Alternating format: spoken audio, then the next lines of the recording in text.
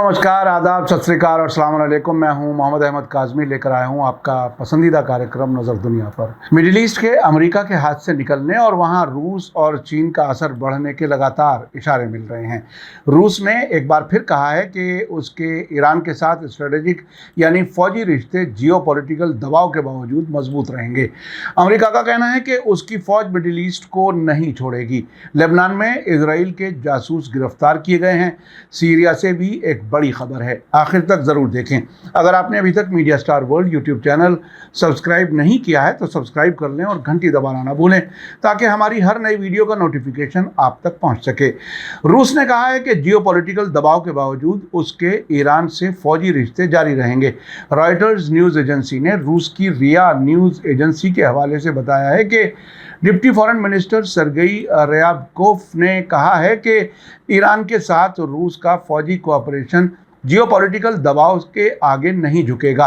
रूस का ये बयान ऐसे वक्त में आया है जबकि कुछ ही दिन पहले अमेरिका और ईरान के बीच कैदी अदला बदली और साउथ कोरिया से ईरान को $6 अरब वापस मिलने का समझौता होने के दौरान रिपोर्ट आई थी कि अमेरिका ने ईरान से रूस को ड्रोन बेचने से रोकने के लिए कहा है। रयाबकोफ ने कहा कि कोई बदलाव नहीं है और ईरान के साथ कोऑपरेशन जारी रहेगा। हम आज़ाद मुल्क हैं और हम अमेरिका और उसके दुम छल्लों के हुक्म के आगे नहीं झुकते। अमेरिका के अखबार फाइनेंशियल टाइम्स ने इस महीने की शुरुआत में एक ईरानी अफसर और तेहरान और वाशिंगटन के बीच होने वाली बातचीत के जानकार एक और शख्स का हवाला देते हुए रिपोर्ट दी थी कि अमेरिका ईरान पर रूस को हथियार वाले वो ड्रोन बेचने से रोकने के लिए दबाव डाल रहा है जिसका रूस यूक्रेन जंग में इस्तेमाल कर रहा है। रूस ने पिछले साल यूक्रेन में हमले के लिए ईरान में बने शहीद ड्रोन का इस्तेमाल शुरू किया था। रूस में कामिकेज नाम के इस ड्रोन को लॉन्च करने के लिए रनवे की ज़रूरत नहीं होती। इसी खबर को टाइम्स ऑफ इजराइल ने अलग तरीके से रिपोर्ट किया है। उसका कहना है कि अमेरिका के ज़रिए ईरान पर ड्रोन सप्लाई रोकने पर दबाव के दरमियान रूस ने ईरान के साथ ज़्यादा फौजी कोऑपरेशन का वादा किया है। रूस के डिप्टी फॉरेन मिनिस्टर रयाबकोफ का बयान ईरान की फ़ौज के सरबराह के रूस के दौरे के दौरान ये कहने के कुछ दिनों बाद आया है कि दोनों मुल्कों के बीच फौजी कोऑपरेशन हर दिन बढ़ रहा है। ब्रिटिश बिजनेस डेली अखबार के मुताबिक जो बाइडन हुकूमत ने ईरान के साथ बड़े पैमाने पर बातचीत के हिस्से के तौर पर यह मामला उठाया था जिसमें हालिया कैदी अदला बदली समझौता भी शामिल था और इसका मकसद ईरानी न्यूक्लियर प्रोग्राम की बहाली पर बातचीत करना था। टाइम्स ऑफ इजराइल के मुताबिक एक नामालूम ईरानी अफसर ने दावा किया है कि ईरान ने कई मौक़ों पर रूस से यूक्रेन में ईरानी ड्रोन का इस्तेमाल बंद करने के लिए कहा है, लेकिन अमेरिका और ज़्यादा ठोस कदम चाह रहा है। ड्रोन की बिक्री के साथ साथ ईरान रूस को अपना ड्रोन बनाने में भी मदद कर रहा है, जिसकी वजह से इस साल के शुरुआत में तेहरान में एक कारखाने पर हमला हुआ था जिसके लिए इजराइल की मोसाद खुफिया एजेंसी को जिम्मेदार ठहराया गया था। पिछले हफ्ते वाशिंगटन पोस्ट ने बताया था कि उस हमले के वक्त तेहरान का दौरा करने वाले एक रूसी अफसर को अपने होटल में छुपने के लिए मजबूर होना पड़ा था। अमेरिका, यूरोपीय यूनियन और यूनाइटेड किंगडम ने हाल के महीनों में रूस और ईरान के लिए ड्रोन के पुर्जों की पहुंच में कटौती करने के लिए ख़ास हुक्म जारी किए हैं। बाइडन सरकार ने बार बार खुफिया रिपोर्टों को जारी किया है जिसमें तफसील से बताया गया है कि तेहरान रूसी हमले में कैसे मदद कर रहा है। ईरान ने दावा किया है कि उसने यूक्रेन जंग शुरू होने से पहले रूस को ड्रोन मुहैया किए थे, लेकिन उसके बाद नहीं। रिपोर्ट के मुताबिक रूस ने ईरान से जो शहीद ड्रोन खरीदे हैं वे गोला बारूद से भरे हुए हैं और जब तक वे किसी ठिकाने में नहीं घुसते तब तक ऊपर की तरफ उड़ने के लिए प्रोग्राम किए गए हैं। ये उसी तरह से बनाए गए हैं जैसे वर्ल्ड वार II के दौरान कामिकेज पायलटों वाले जहाज़ पैसिफिक इलाके में अमरीकी जंगी बेड़े में गोला बारूद से भरे जहाज़ों से टकराते थे। फ़र्क यह है कि अब पहले वाले जहाज़ों की जगह बिना पायलट वाले ड्रोन ने ले ली है। अमेरिका महीनों से कह रहा है कि उसे परेशान करने वाले इशारे मिल रहे हैं कि मॉस्को और तेहरान के बीच फौजी कोऑपरेशन दोनों तरफ से हो सकता है, जिससे ईरान को नई एडवांस फौजी टेक्नोलॉजी भी मिल सकेगी। इसी दरमियान अमेरिकी फौज के chief of the joint staff mark मिले ने जॉर्डन के टीवी चैनल अल मलका के साथ इंटरव्यू में कहा है कि उनके मुल्क की फौज मिडिल ईस्ट से वापस नहीं जाएगी। मार्क मिले ने कहा है कि अमेरिका के लिए मिडिल ईस्ट बहुत ही अहमियत रखता है, ऐसे में ये सोचा भी नहीं जा सकता कि अमेरिका इस इलाके को छोड़ देगा, ऐसा कभी नहीं होगा। उन्होंने कहा कि धमकियों की सतह को देखते हुए वेस्ट एशिया में अमेरिकी फौजियों की तादाद घटती बढ़ती रहती है, लेकिन ये हमेशा के लिए ख़त्म हो जाए ऐसा नहीं है। साथ ही मार्क मिले ने अमेरिका के और अफसरान की तरह इराक और सीरिया में अमेरिकी फौजी मौजूदगी की वजह टेररिज्म और दाइश को बताया। उनका कहना है कि दाइश की खिलाफत ख़त्म होने के बावजूद उसकी आइडियोलॉजी अब भी मौजूद है। अमेरिकी चीफ ऑफ जॉइंट स्टाफ के मुताबिक दाइश टेररिस्ट अब भी सीरिया के रेगिस्तान और किसी हद तक इराक के नज़दीक मौजूद हैं। वे जॉर्डन के लिए भी ख़तरा हैं। उन्होंने कहा कि अगर अमेरिकी फ़ौजी इलाका छोड़कर चले जाते हैं तो दाइश के टेररिस्ट इलाके में फिर से मजबूत हो जाएंगे।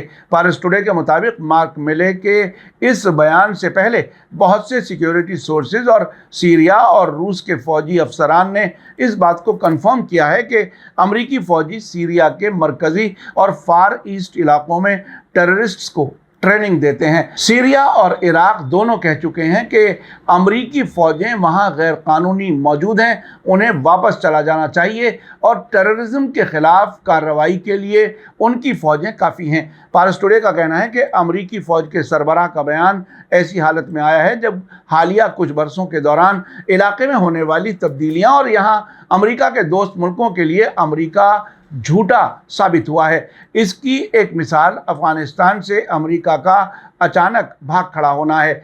इससे इलाके में अमेरिका के दोस्त मुल्कों पर उल्टा असर हुआ है। यही सऊदी अरब और यूएई जैसे अमेरिका के दोस्तों के ज़रिए चीन की तरफ रुख करने की वजह बना है। इसी के साथ चीन की कोशिशों से ईरान और सऊदी अरब के बीच ताल्लुकात नॉर्मल होने से अमेरिका के लिए अब ख़तरे की घंटी बज चुकी है। यही वजह है कि हालात को अपने हक़ में मोड़ने के लिए अमेरिका के नेशनल सिक्योरिटी सलाहकार और CIA डायरेक्टर खुफिया तरीके से और खुलकर सऊदी अरब के दौरे कर रहे हैं। वेस्ट एशिया में अमेरिका की फौजी मौजूदगी की असल वजह वाशिंगटन का ये दावा है कि ईरान और उसके दोस्त व्हाइट हाउस के दोस्तों के लिए बड़ा खतरा है। इसी बुनियाद पर अमेरिका वेस्ट एशिया के अपने दोस्तों को अरबों डॉलर के हथियार बेच चुका है। इसी बीच खबर है कि लेबनान की राजधानी बैरूत के एयरपोर्ट पर इजराइल के जासूस पकड़े गए हैं।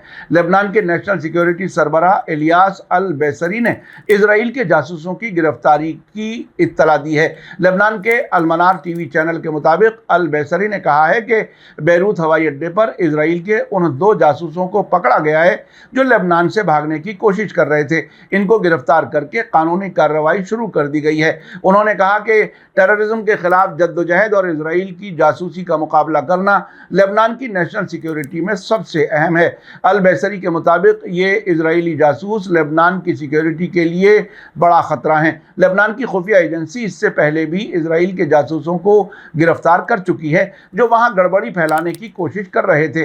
अलमनार टीवी का कहना है कि इजरायली खुफिया एजेंसी ने इलाकाई मुल्कों खासतौर से लेबनान के अंदर अपनी पैठ बनाने के लिए बहुत बड़ा बजट तय किया हुआ है। इजराइल मुख्तलिफ बहानों से लेबनान की मौजूदा इकोनॉमिक और सियासी हालत का फ़ायदा उठाते हुए मुल्क के अंदरूनी मामलों में दखल अंदाजी कर रहा है। इसी दरमियान अल अरेबिया ने खबर दी है कि सीरिया की फ़ौज की बमबारी में अपोजिशन ग्रुप हैयत तहरीर अल शाम के कब्जे वाले नॉर्थ सीरिया के इलाके में 7 टेररिस्ट मारे गए हैं। लंदन से काम करने वाली Syrian observatory for human rights के मुताबिक अलेप्पो सूबे में सीरिया सरकार के जरिए की गई दोहरी बमबारी में हैयत तहरीर अल शाम के 7 लड़ाके मारे गए हैं। रिपोर्ट के मुताबिक सीरिया में साबिक अल-कायदा का साथी समझा जाने वाला ग्रुप हैयत तहरीर अल शाम इदलिब सूबे के साथ साथ उसके नज़दीकी सूबों अलेप्पो, हमा और लताकिया के कुछ हिस्सों को कंट्रोल करता है। पिछले वेडनेसडे को सीरियाई डिफेंस मिनिस्ट्री ने कहा था कि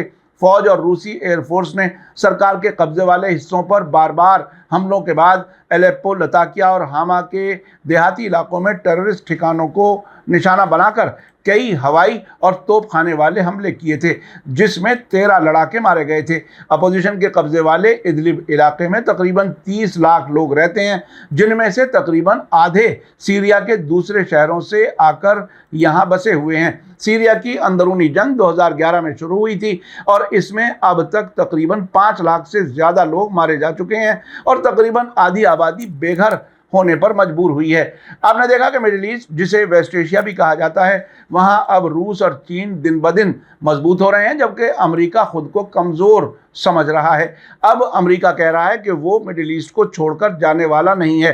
امریکہ کا مڈل ایسٹ میں فیوچر سعودی عرب کے فیصلوں پر ڈیپینڈ کرے گا۔ اگر سعودی عرب روس، چین اور ایران کے نزدیک جاتا ہے تو امریکہ خود کو وہاں بے گھر محسوس کرے گا۔ میڈیا سٹار ورلڈ لگاتار نظر بنائے ہوئے ہے۔ اسی کے ساتھ مجھے دیجیے اجازت۔ آج کا ایپیسوڈ کیسا لگا کمنٹس میں ضرور لکھیں۔ تھینک یو، دھنیہ واد، شکریہ۔ جے بھارت، جے ہند۔